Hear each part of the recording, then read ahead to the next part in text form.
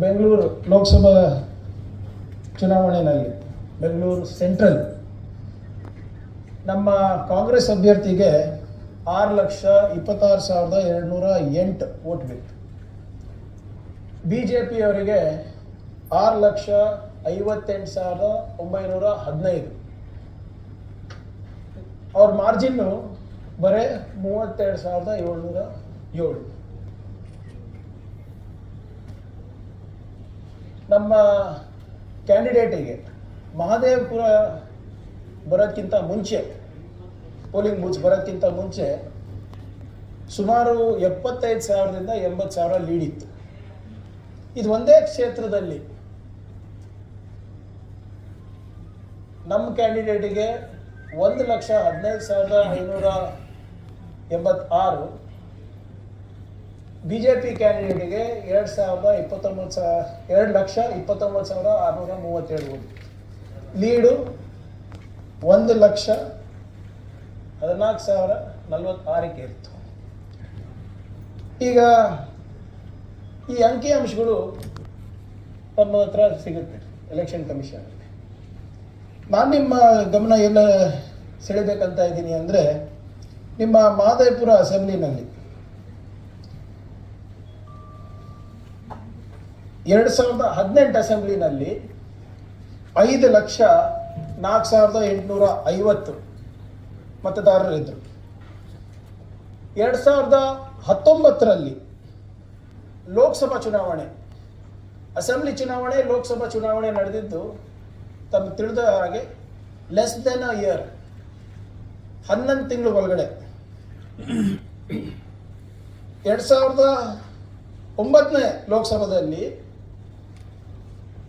5,01,284 ನೋಡಿ. ಇಲ್ಲಿ 2018 5.4, ಲೋಕಸಭಾದಲ್ಲಿ 5.01, 3,566 ಮತಗಳು ಕಮ್ಮಿ ಆಗಿತ್ತು.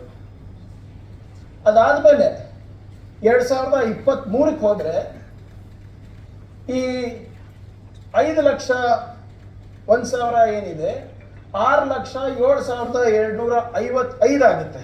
ಯಾವಾಗ? 2023 ಅಸೆಂಬ್ಲಿನಲ್ಲಿ. ಲೋಕಸಭಾ ನಾನು ಹೇಳ್ದಂಗೆ 10-11 ತಿಂಗಳಲ್ಲಿ this jumps to 6,59,826, an addition of 52,575. ಹಿಂದಿನ ಇದರಲ್ಲಿ 3,500 ಕಮ್ಮಿ ಆಗುತ್ತೆ. 2019ರಿಂದ 2023 1 ಲಕ್ಷ ಜಾಸ್ತಿ ಆಗಿದೆ. ಸಹಜವಾಗಿ 5 ವರ್ಷದಲ್ಲಿ ಸಹಜವಾಗಿ ಜಾಸ್ತಿ ಆಗೋದು, ತೊಂದರೆ ಇಲ್ಲ. ಆದರೆ 4-5 ವರ್ಷದಲ್ಲಿ 1 ಲಕ್ಷ ಚಿಲ್ಲರೆ ಜಾಸ್ತಿ ಆಗಿದ್ರೆ, ಬರೀ 10 ತಿಂಗಳಲ್ಲಿ ಅದರ ಅರ್ಧ ಅಷ್ಟು ಜಾಸ್ತಿ ಆಗಿದೆ. ಈಗ between 2023 assembly and 24 Lok Sabha additional votes of 52,575 ಬಂದಿದೆ. ನಾನು ಹೇಳ್ದಂಗೆ 5,01,274 2019, ಅದು 6,07,255 2023ರಲ್ಲಿ 4 ವರ್ಷ ತಗೋತು. ಆದರೆ 57,575 ವೋಟು ಬರೀ 11 ತಿಂಗಳಲ್ಲಾಗಿದೆ. ಅಂದರೆ ಈ 11 ತಿಂಗಳಲ್ಲಿ ಪ್ರತಿದಿನ 160 ಮತಗಳು ಆ್ಯಡ್ ಆಗಿದೆ. Every day 160 people have been added to the voter list. ಇದನ್ನ ರಾಹುಲ್ ಗಾಂಧಿ ಅವ್ರ ಟೀಮ್ ಇರ್ಬೋದು, ಮನ್ಸೂರ್ ಅವ್ರ ಟೀಮ್ ಇರ್ಬೋದು, ಸಂಪೂರ್ಣವಾಗಿ ವೆರಿಫೈ ಮಾಡೋದು. ಏನಿದೆ, ಯಾಕೆ 4 ವರ್ಷದಲ್ಲಿ 1 ಲಕ್ಷ, 11 ತಿಂಗಳಲ್ಲಿ 52,000, half of it 50% again jump ಆಗಿದೆ. ಹೇಗೆ ಅಂತ, every document that we are showing you today or that we will submit to Election Commission is verified by government sources, is verified by Election Commission of India and is got through RTI. ಯಾರು ಕೂಡ ಗಾಳಿನಲ್ಲಿ ಗುಂಡು ಹಾರಿಸೋ ಕೆಲಸ ಮಾಡ್ತಾ ಇಲ್ಲ. BJP ಅವರು ಏನಾದರೂ ಹೇಳ್ಬೋದು, ನಾವು ಇವತ್ತೇನು ಡೇಟಾ ತೋರಿಸ್ತಾ ಇದ್ದೀವಿ ತಮಗೆ, ಅದನ್ನ ವೆರಿಫೈ ಮಾಡಿ, ಸರ್ಕಾರದಲ್ಲಿ ವೆರಿಫೈ ಮಾಡಿ, ಕೇಂದ್ರ ಸರ್ಕಾರದಲ್ಲಿ ವೆರಿಫೈ ಮಾಡಿ, ಚುನಾವಣೆ ಆಯೋಗದಲ್ಲಿ ವೆರಿಫೈ ಮಾಡಿ, ನೀವು RTI ಬೇಕಾದ್ರೆ ಹಾಕೊಳ್ಳಿ. ಇವತ್ತು ಈ ನಂಬರ್ ಯಾಕೆ ಕುತೂಹಲ ಇದೆ ಅಂತ ಹೇಳ್ತಾ ಇದ್ದೀನಿ ಅಂದ್ರೆ, ಯಾವುದು 52,570. ಯಾಕೆ ಇದು ಇಂಟ್ರೆಸ್ಟಿಂಗ್ ಅಂದ್ರೆ, ECI ಗೈಡ್ಲೈನ್ಸ್ ಏನು ಹೇಳುತ್ತೆ, ಚುನಾವಣೆ ಆಯೋಗ ಗೈಡ್ಲೈನ್ ಏನಿರುತ್ತೆ, ದಯವಿಟ್ಟು ಇಲ್ಲಿ ಗಮನಿಸಬೇಕು. ಸ್ವಲ್ಪ ಜೂಮ್ ಮಾಡ್ಬೋದಾ ಇದು?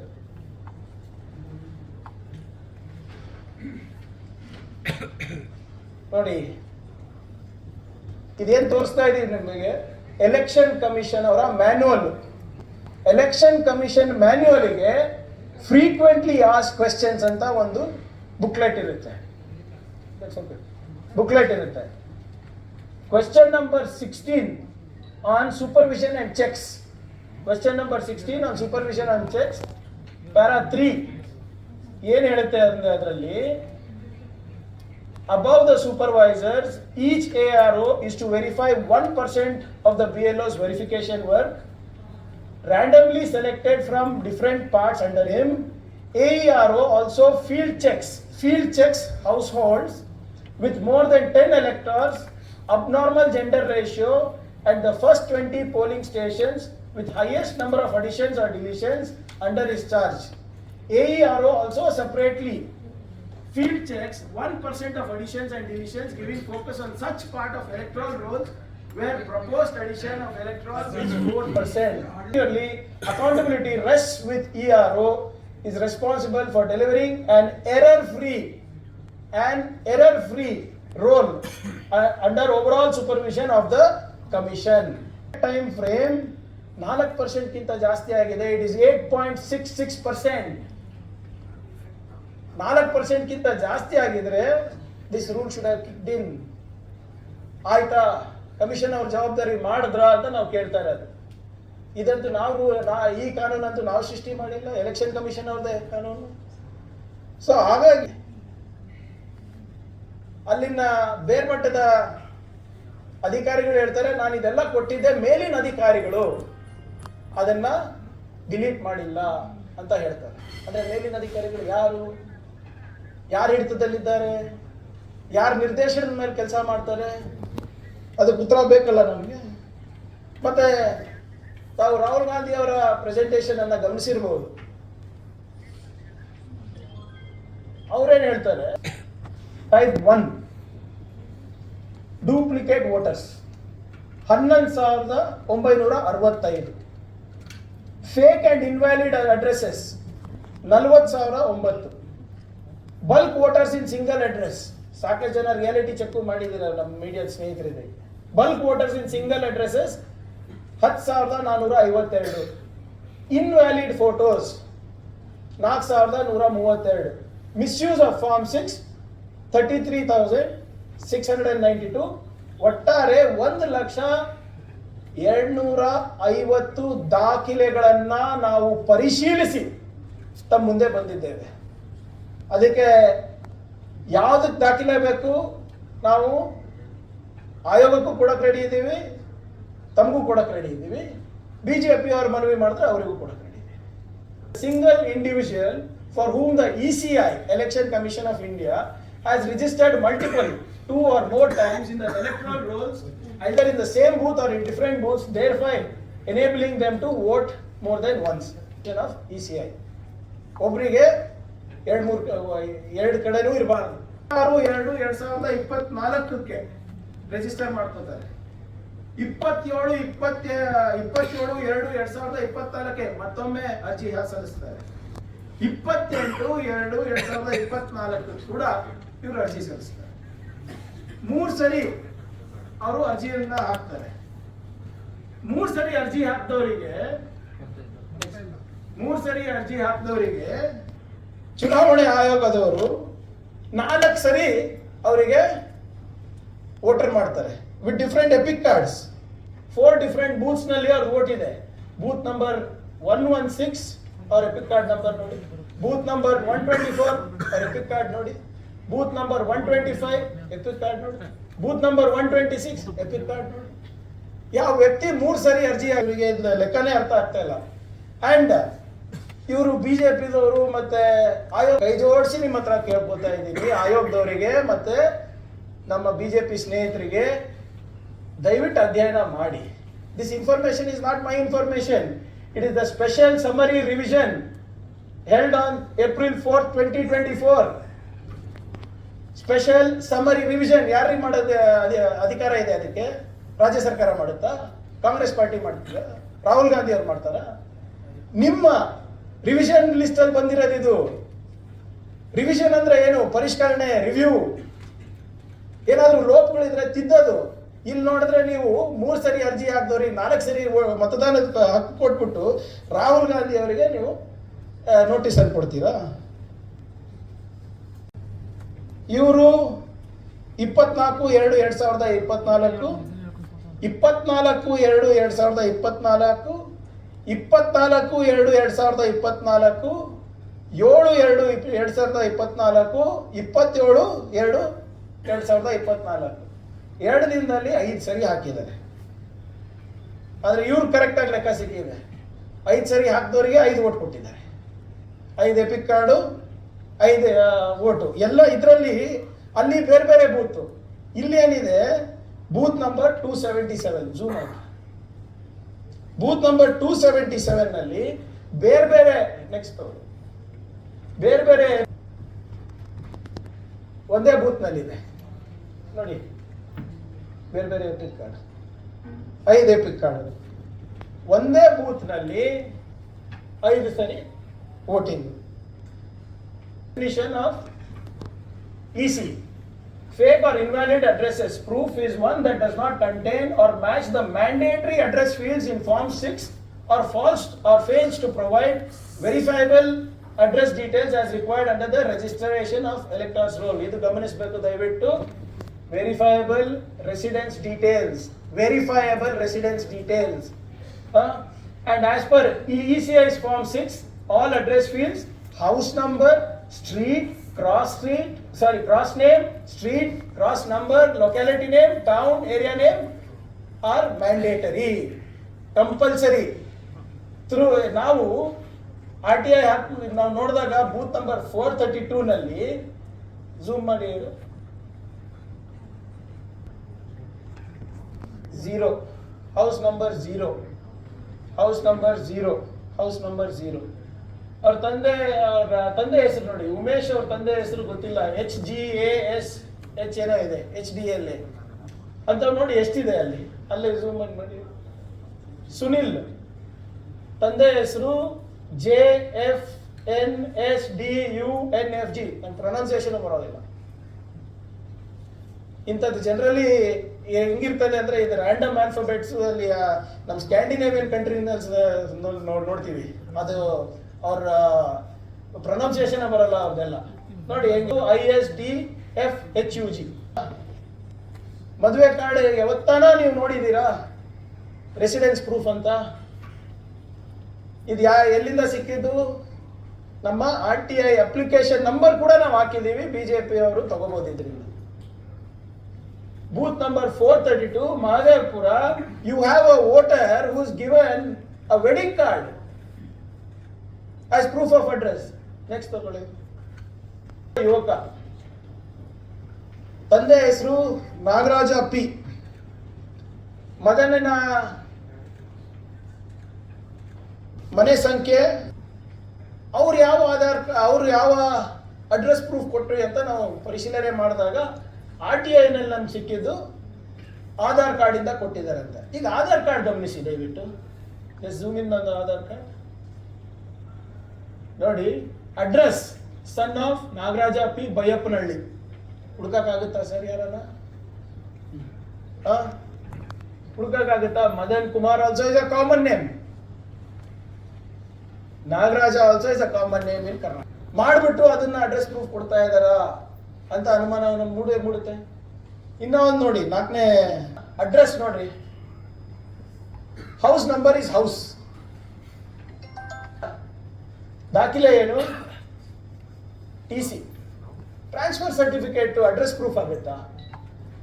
ಎಲೆಕ್ಟ್ರಲ್ ರೋಲ್ಸಿಗೆ ಇನ್ನು ಕೆಲವು ಕಡೆ ಕಾಮೆಡ್ ಕೇದು ಇದೆ, ಹಾಲ್ ಟಿಕೆಟ್, ಕಾಮೆಡ್ ಕೇದು ಹಾಲ್ ಟಿಕೆಟ್ ಕೂಡ ಇವರು ಅಡ್ರೆಸ್ ಪ್ರೂಫ್ ಆಗಿ ಸ್ವೀಕಾರ ಮಾಡ್ಕೊಂಡಿದ್ದಾರೆ ಕಮಿಷನ್ದವರು. ನೆಕ್ಸ್ಟ್ ವೋಟರ್ಸ್ ಇರೋದು 12,294. ಈ ಡಾಟ್ ಅಂತ ಏನಿದೆ ಅದು 7,510 ಇದ್ದಾರೆ. ಈ ಡ್ಯಾಶ್ ಅಂತ ಯಾರಿದ್ದಾರೆ 8,134.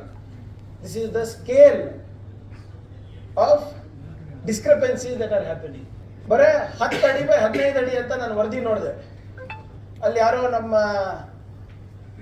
ಬಿಜೆಪಿ ಯಾವುದೋ ಒಂದು ಬೇರೆ ಚಾನೆಲ್ ಅವರು ಹೇಳಿದ್ರು ಲೈವ್ ಪ್ರಸಾರ ಮಾಡಬೇಕಾದ್ರೆ, ಆದರೆ ಇದು ಇಷ್ಟು ದೊಡ್ಡ ಮಟ್ಟದಲ್ಲಿ ನ್ಯಾಷನಲ್ ನ್ಯೂಸ್ ಆಗುತ್ತೆ ಅಂದ್ಬಿಟ್ಟು ಅವ್ರಿಗೆ ಗೊತ್ತಾಗಿಲ್ಲ. ಅದಾದಮೇಲೆ ಬೇರೆ ದಾರಿ ಹಿಡಿದ್ರು ಅವರು. 10-15 ಫೀಟ್ ಇರುವಂತ ಒಂದು ಸಣ್ಣ ಕೋಣೆನಲ್ಲಿ 80 ಜನ ವೋಟರ್ಸ್ ಇದ್ದಾರೆ ಅಂದ್ರೆ ನಂಬಲಿಕ್ಕೆ ಆಗ್ತದ? ಇದು ಯಾಕೆ ಹೇಳ್ತಾ ಇದ್ದೀನಿ ಅಂದ್ರೆ, ನೀವೆಲ್ಲರೂ ಹೋಗಿ ರಿಯಾಲಿಟಿ ಚೆಕ್ ಮಾಡಿದ್ರಿ, ಅವರು ಎಲ್ಲ ಓದ್ಬಿಟ್ಟು ಇಲ್ಲ ಇವ್ರಿಲ್ಲ ಅಂತ ಹೇಳಿದ್ರು. ಹೇಳೋದು ಸುಲಭ, ಆದ್ರೆ ಹಾಕ್ಸಿದ್ಯಾರು ಅದು ಗೊತ್ತಾಗ್ಬೇಕಲ್ಲ. ನೀವು ಇದನ್ನ ಕೂಡ ಎಲೆಕ್ಷನ್ ಗೈಡ್ಲೈನ್ಸ್ ಏನ್ ಹೇಳುತ್ತೆ, ರೇಷಿಯೋ ಇದ್ರೆ ಅವ್ರು ಹೋಗಿ ವೀಕ್ಷಣೆ ಮಾಡಬೇಕು. And the first 20 polling stations with the highest number of additions are divisions under his charge ಅಂತ ಕಂಪಲ್ಸರಿ ಹೋಗಿ ಚೆಕ್ ಮಾಡಬೇಕು. ಆಗಿದ್ಯಾ? ಆಗಿದ್ದಿದ್ರೆ ಒಂದೇ ಅಡ್ರೆಸ್ ನಲ್ಲಿ ಹೇಗೆ ನಮಗೆ 80 ಜನ ಸಿಗ್ತಾರೆ? ಅಬ್ನಾರ್ಮಲ್ ಜೆಂಡರ್ ರೇಷಿಯೋ ಅಂದ್ರೆ ಪುರುಷರು ಮಹಿಳೆಯರು ಅಬ್ನಾರ್ಮಲ್ ನಂಬರ್ಸ್ ಇದ್ರೆ ಅದನ್ನ ಅವರು ವೆರಿಫೈ ಮಾಡಲೇಬೇಕು ಅಂತ ಹೇಳ್ತಾರೆ. ನೆಕ್ಸ್ಟ್ ತೋರಿಸಿ. ಯಾರು ಅಲ್ಲಿ ವಾಸ ಇಲ್ಲ, ಅದು commercial establishment, it's a lounge, it's a pub. ಅಲ್ಲಿ ಹೇಗೆ ವೋಟರ್ಸ್ ಇರಕ್ಕೆ ಸಾಧ್ಯ ಇರ್ತದೆ? ಇದಕ್ಕೆ ಕೂಡ ಎಲೆಕ್ಷನ್ ಕಮಿಷನ್ ಗೈಡ್ಲೈನ್ಸ್ ಇದೆ. ನೆಕ್ಸ್ಟ್ ತೋರಿಸಿ. Ordinarily resident as clarified by the ECI is that the place of residence is where a person normally lives and uses the premises for sleeping and other daily living activities. Given this definition, how can voters be registered such as in places such as clubs, pubs, lounges, etc.? ಇದು ಅವ್ರ guideline ಇದೆ ನೋಡಿ. a place used to be ordinarily resident in a place if he uses the place for sleeping. ಯಾವ ಮನೆಯಲ್ಲಿ ಇದ್ರೆ ಅದು ನಾವು ಇನ್ನ ಲೆಕ್ಕ ನಾವು ಕೊಡ್ತಾ ಇಲ್ಲ ನಿಮ್ಗೆ, ಯಾಕಂದ್ರೆ ಒಂದೊಂದು ಕೆಲವು ಮನೆಯಲ್ಲಿ 10-11 ಇರೋದು ಸಹಜ ಇರ್ತವೆ ಅಂತ. 20 ರಿಂದ 30 ಒಂದೇ ಅಡ್ರೆಸ್ ನಲ್ಲಿ ಇರುವಂತದ್ದು 284, 6,621 ವೋಟರ್ಸ್. 30 ರಿಂದ 50 ವೋಟರ್ಸ್ ಒಂದೇ ಸಿಂಗಲ್ ಅಡ್ರೆಸ್ ನಲ್ಲಿ ಇರೋದು 86, 3,157 ವೋಟರ್ಸ್. 50ಕ್ಕಿಂತ ಹೆಚ್ಚು ಮತದಾರರು ಒಂದೇ ಅಡ್ರೆಸ್ ನಲ್ಲಿ ಇರುವಂತದ್ದು 10 ಎಸ್ಟಾಬ್ಲಿಷ್ಮೆಂಟ್, ಅದರಲ್ಲಿ 636 ವೋಟರ್. ಒಟ್ಟಾಗಿ 20 ರಿಂದ ಹೆಚ್ಚು ಮತದಾರರು ಒಂದೇ ಅಡ್ರೆಸ್ ಅಲ್ಲಿ ಇರುವಂತದ್ದು close to around 10,422 voters. 4,132 voters. ಇದು ಯಾಕೆ ನಾನು ಪ್ರಸ್ತಾಪ ಮಾಡ್ತಾ ಇದ್ದೀವಿ ಅಂದ್ರೆ, ಆಸ್ ಪರ್ ಫಾರ್ಮ್ 6 ಎಷ್ಟೇ ಝೂಮ್ ಮಾಡಿದ್ರು ಕೂಡ ಯಾರ್ದು ಕಾಣಿಸಲ್ಲ. ಇದು ಹೇಗೆ ಅಪ್ರೂವ್ ಆಯ್ತು, ಯಾರು ಅಪ್ರೂವ್ ಮಾಡಿದ್ರು, ಇದಿದೆ. ಇದು ಎಲ್ಲಾನು ಕೂಡ ECI ವೆಬ್ಸೈಟ್ ನಲ್ಲಿ ಸಿಗ್ತದೆ ನಿಮ್ಗೆ ಈಗಲೂ ಹೋದ್ರೆ. ಈಗ ನೆಕ್ಸ್ಟ್ ಅನ್ನ ಮಿಸ್ಯೂಸ್ ಮಾಡಿ ಎಷ್ಟು ಜನ ಮತದಾರರನ್ನ ಪಟ್ಟಿನಲ್ಲಿ ಸೇರಿಸಿದ್ದಾರೆ ಅಂದ್ರೆ 33,682 ವೋಟ್ಗಳು, 33,692 ವೋಟ್ಸ್. ಫಾರ್ಮ್ 6 ಯಾವ್ದಕ್ಕೆ ಯೂಸ್ ಮಾಡ್ತೀವಿ ನಾವು ಫಸ್ಟ್ ಟೈಮ್ ವೋಟರ್ ಇರಬೇಕು, ಬೇಸಿಕ್ಲಿ 18 to 21, ಅಥವಾ ನಾವು 22, 23, 24 ವರ್ಷ ಅಥವಾ 40 ವರ್ಷ ಇರ್ಬೋದು, ನಾವು ವೋಟ್ ಹಾಕಿಲ್ಲ ಅಂದ್ರೆ ನಾವು ಫಾರ್ಮ್ 6 ಕೂಡ ಅಪ್ಲೈ ಮಾಡ್ಬೋದು. But misuse of form 6 is when EC approves and register a single individual multiple times. ಅಂದ್ರೆ ನಾನು ಫಸ್ಟ್ ಟೈಮ್ ವೋಟರ್ ಇರ್ಬೋದು, ಆದ್ರೆ ನನಗೆ ಮಲ್ಟಿಪಲ್ ಟೈಮ್ಸ್ ಅಂದ್ರೆ ಬಹಳಷ್ಟು ಸರಿ ನಮಗೆ ಮತದ ಹಕ್ಕು ಕೊಟ್ಬಿಟ್ರೆ, ಅಥವಾ ಬೇರೆ ಬೇರೆ ಕಡೆ ನಮಗೆ ಬೇರೆ ಬೂತ್ಗಳಲ್ಲಿ ನಮ್ಗೆ ಇದು ಕೊಟ್ರೆ ದಟ್ ಈಸ್ ವೈಲೇಷನ್. ಈಗ ಶಕುನ್ ದೇವಿಗೆ ಬಹಳಷ್ಟು ಜನ ಹೋಗಿ ನಮ್ಮ ಮಾಧ್ಯಮ ಸ್ನೇಹಿತರು ಇಂಟರ್ವ್ಯೂ ಮಾಡಿದ್ದಾರೆ. ಶಕುನ್ ದೇವಿ ಅವರು 13/9/2023 ಒಂದು ಅರ್ಜಿ ಸಲ್ಲಿಸ್ತಾರೆ, 31/10/2023 ಒಂದು ಅರ್ಜಿ ಸಲ್ಲಿಸ್ತಾರೆ. ನಾನು ಅವರ ಸಂದರ್ಶನವನ್ನು ತಮ್ಮ ಮಾಧ್ಯಮದಲ್ಲಿ ನಾನು ನೋಡಿದೆ. ಅವರೇನು ಹೇಳ್ತಾರೆ, ನಾನು ವಯಸ್ಸಾಗಿದೆ, ನಾನು ಎಲ್ಲೂ ಜಾಸ್ತಿ ಓಡಾಡಲ್ಲಪ್ಪ, ನಾನು ಒಂದ್ಸರಿ ಅಷ್ಟೇ ಹಾಕಿರೋದು. ಮತ್ತು ಇನ್ನೊಂದು ಯಾರು ಹಾಕಿದ್ರು ಗೊತ್ತಾಗಬೇಕಲ್ಲ, ನಾವು ಅವ್ರ ಮೇಲೆ ಉತ್ಪಾದನೆ ಮಾಡ್ತಾ ಇಲ್ಲ. ಬಟ್ ಇಲ್ಲಿ ಎರಡೆರಡು ಕಡೆ ಹೇಗೆ ಬಂತು? ಈಗ ನೋಡಿ, ಇಲ್ಲಿ ಫಾಲ್ ಇದೆ, ಯಾರು ಹಾಕಿರ್ಬೋದು? ಅಧಿಕಾರಿಗಳು ಏನ್ ಮಾಡ್ತಾ ಇದ್ರು? ಮತ್ತೆ ಅವಾಗ 20/20/25 ಮಹಾರಾಷ್ಟ್ರ ಚುನಾವಣೆ ಆದ್ಮೇಲೆ ರಾಹುಲ್ ಗಾಂಧಿ ಅವರು ಈ ಇಶ್ಯೂ ರೇಸ್ ಮಾಡಿದ್ಮೇಲೆ ECI ಅವರು ಒಂದು ಡೈರೆಕ್ಷನ್ ಇಶ್ಯೂ ಮಾಡ್ತಾರೆ. CCTV ಫುಟೇಜ್ ಅನ್ನ 45 ದಿನ ಆದ್ಮೇಲೆ ನೀವು ಎವಿಡೆನ್ಸ್ ನ ಇರೇಸ್ ಮಾಡಬಹುದು ಅಂತ. ಏನಕ್ಕೆ ಮಾಡ್ತಾ ಇದ್ದೀರಾ? ಕ್ಯಾಬಿನೆಟ್ ಕಡತದೆಲ್ಲ ಇಟ್ಕೋತೀರಾ ಸಾವಿರಾರು ವರ್ಷದ ಗಟ್ಟಲೆ. ನೀವು ಮೋದಿ ಅವರು ಡಿಜಿಟಲ್ ಇಂಡಿಯಾ ಅಂತ ಹೇಳ್ತಾರೆ. ಡಿಜಿಟಲ್ ಇಂಡಿಯಾ ಯೋಗ್ಯತೆ ಬರೀ 45 ದಿನಾನ? ಎಷ್ಟೊಂದು ಫೆಸಿಲಿಟಿ ಇದೆ ಈಗ. ನಿಮ್ದು ಕ್ಲೌಡ್ ಸ್ಟೋರೇಜ್ ಇದೆ, ಹಾರ್ಡ್ ಡಿಸ್ಕ್ಗಳು ಇವೆ. ಇಷ್ಟೆಲ್ಲ ತಂತ್ರಜ್ಞಾನದಲ್ಲಿ ನಾವು ಮುಂದುವರೆದಿದ್ದೀವಿ. ಮೋದಿ ಅವರು ಅಮೆರಿಕಾಗೆ ಹೋಗಿ make America great again, make India great again ಅಂತ ಹೇಳ್ಕೊಂಡು ಬಂದು 45 ದಿನ ನಿಮ್ಗೆ ಒಂದು ಇಟ್ಕೊಳಕ್ಕಾಗಲ್ವಾ? 46 ದಿನ ಒಂದು CCTV ಫುಟೇಜ್ ಇಟ್ಕೊಳಕ್ಕಾಗೋದಿಲ್ಲ. ಉದ್ದೇಶ ಏನಂದ್ರೆ ನಮಗೆ ಈ ಮಾಹಿತಿ ಸಿಗಬಾರ್ದು. ಇದು ಒಂದು ಉದಾಹರಣೆ ಕೊಡ್ತಾ ಇದೆ, ಸಾವಿರಾರು ಉದಾಹರಣೆ ಇದೆ ನಮ್ಮ ಹತ್ರ. ಇದು 96 ಇಯರ್ಸ್ ಓಲ್ಡ್ ಫಸ್ಟ್ ಟೈಮ್ ಇದ್ದಾರೆ. ಶತಮಾನೋತ್ಸವಕ್ಕೆ ಹತ್ರ ಬಂದಾಗ ಜ್ಞಾನೋದಯ ಆಗಿದೆಯೋ ಏನೋ ಗೊತ್ತಿಲ್ಲ. ನೋಡಿ ಪಾಪ ಲಕ್ಷ್ಮಮ್ಮ ಅಂದ್ಬಿಟ್ಟು ಅವ್ರ ಫೋಟೋ ನೋಡಿ ದಯವಿಟ್ಟು. ಅವ್ರು ಯಾರಿಗೆ ವೋಟ್ ಹಾಕ್ತಾ ಇದಾರೆ ಅಂತ ಗೊತ್ತಾಗ್ತದ ಅವರಿಗೆ? ವಿತ್ ಆಲ್ ಡ್ಯೂ ರೆಸ್ಪೆಕ್ಟ್, ನಾನೇನು ಯಾರಿಗೂ ಇದು ಮಾಡಬೇಕು ಅಂತ ನೋಡಿ. ಸರೋಜಮ್ಮ ಅವರು 96 ಇಯರ್ಸ್ ಅಂದ್ರೆ ಇನ್ನೇನು? ಮತ್ತೆ 18ರಿಂದ 21 ನೋ ಪ್ರಾಬ್ಲಮ್. ಒಂದ್ ಕಡೆ ಕೊಟ್ರೆ, ಮಲ್ಟಿಪಲ್ ಕಡೆ ಕೊಟ್ರೆ ಇಟ್ ಇಸ್ ನಾಟ್ ವ್ಯಾಲಿಡ್. 22ರಿಂದ 30 ವರ್ಷಕ್ಕೆ ಇಶ್ಯೂ ಮಾಡಿರೋದು 7,639, 31 to 40 14,253, 41 to 60 9,453, 61 to 99 2,423 voters. Form 6 ನಲ್ಲಿ ಆಗಿರೋದು ಇದು. ನೀತಿ ಅಂತ ಹೇಳ್ಬೋದಲ್ಲ ನಾವು.